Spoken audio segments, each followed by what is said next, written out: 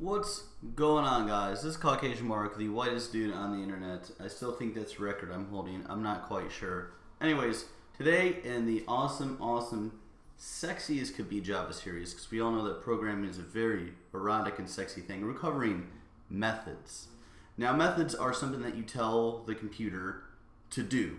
Whereas maybe some aspects of Java will do things automatically or behind the scenes to make it easier for you. This is saying, hey you, do this thing, or I'm slapping you across the face and writing death threats to your mother. So let's see how to make Java do stuff.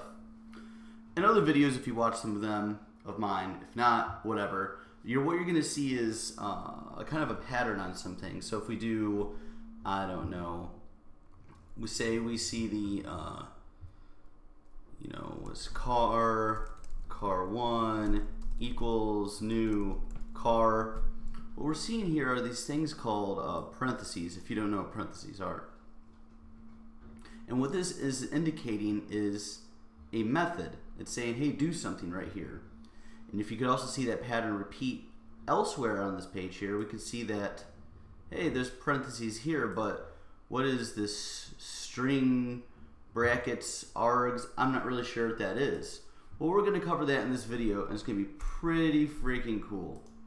So, first of all, one thing I want to note is that when we start writing methods, if we're writing them in the file where there is a static method here, and we're going to use it in the main method here, we have to put static beforehand.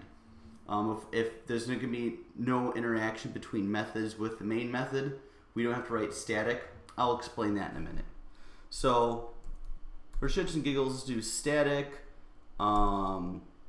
Let's do, I don't know, let's do int. And I'm going to explain this all in a minute, so don't get anxiety. It's going to be cool.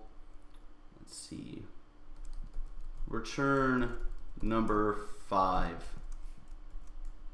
Awesome. So now it's complaining at us with a little red mark here that, hey, you have to do something. So in order for, down here what I was talking about, in order for this to call any kind of method on the inside here, it too has to have the keyword static. That's just a rule, and that's something you have to abide by. The next thing I'm going to put up here is the word int. Now, why? Because I want this method to give us something back. So I'm denoting here, what is it giving us back? I could say int, I could say it could be a character, I could say a string, I could say a double, I could say a long. I could even make another class of, say, monkey brains, and I wanted to return me an object of monkey brains. The sky's the limit with your imagination, but for accessibility, let's just say we wanted to return an integer. And this, like all the things in programming, I have not as much as a hard time with anymore, but you want your method to be very to the point. You don't want a lot of guessing, and you want whoever may be reading it next, or if you're going to read it later on, to know what it does. So this is straight and to the point. Return number 5. Cool. Naming scheme's awesome. We're going to keep these parentheses with nothing in them, and either in this video or the next video, depending on my timing, I'm going to cover what you could do within those parentheses, and there's a lot of cool stuff as well. So what we're going to do here is do this. Let's see. Come on up here. Let's just make variable here, int a equals 5. Close that off. Return a. Awesome. Now, one thing you have to know is, okay, so I went in here and this a represents the integer value 5 now. But what I did is I came down and went always, and I forget this, everyone forgets this sometimes because you think you may have already done it or it's implied somewhere in your coding. You think it's the best code ever. But you make mistakes, and always have return.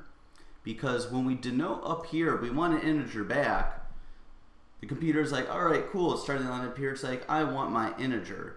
But it's not going to say automatically to itself, oh, I know where the integer's at, because you may have a shitload of integers in there, or other stuff. You never know.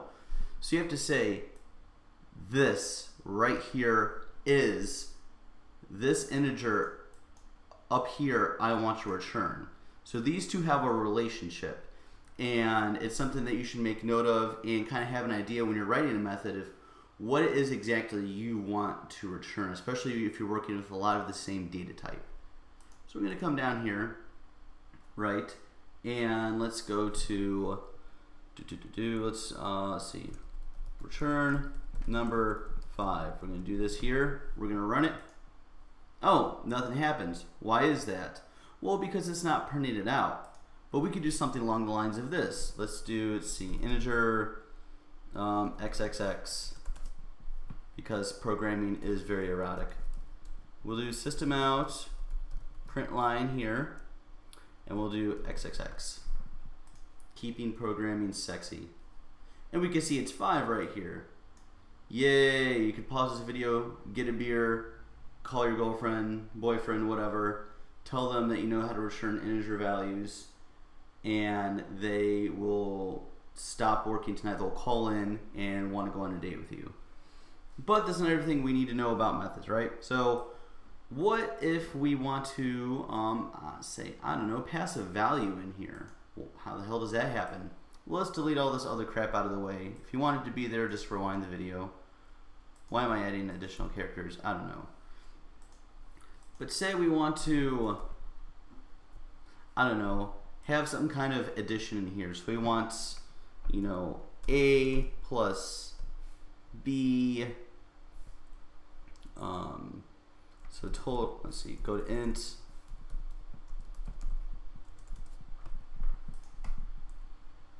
So say we want a integer called total. So we want to return that total. So we want this integer to be total, right? But what we do with A and B, because sometimes when we have methods, we are writing them in the scope of, hey, other people are going to be using these methods. Think of how you enter information online, or a calculator, or any kind of app on your phone where you're giving information or a command.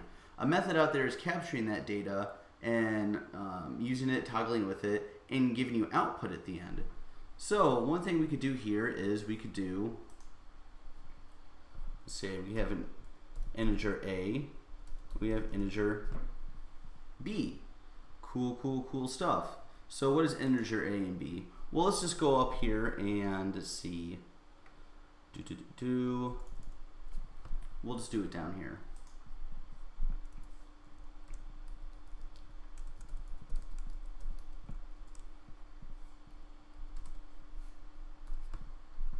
So down here we have return number 5. Obviously it's not going to be returning 5 anymore, but just to keep everything kind of the same from what we've been doing, I don't want to change the method name. We have the command here, or the presumption that we're going to be giving it 2 integers. We have integer A, which is down here. We have integer B down here. They're separated by a comma. Now, do you have to name it integer A? You don't have to, I suppose, but I kind of like fluidity, and I don't like making up just crazy names for arguments that will work regardless. So we have return number 5 down here. We have 6 and 6, and it should be 12. So let's go to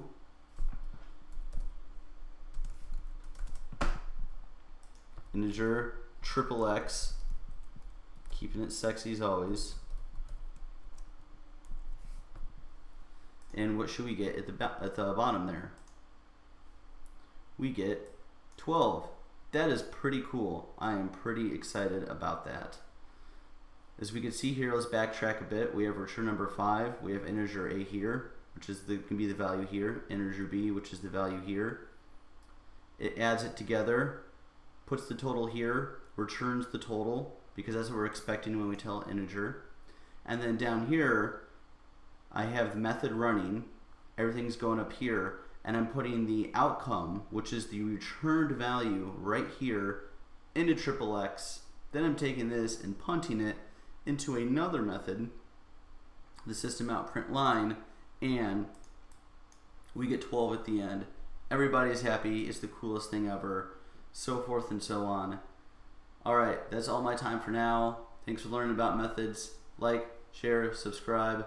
tell your mother, tell your girlfriend, all that other stuff. Peace.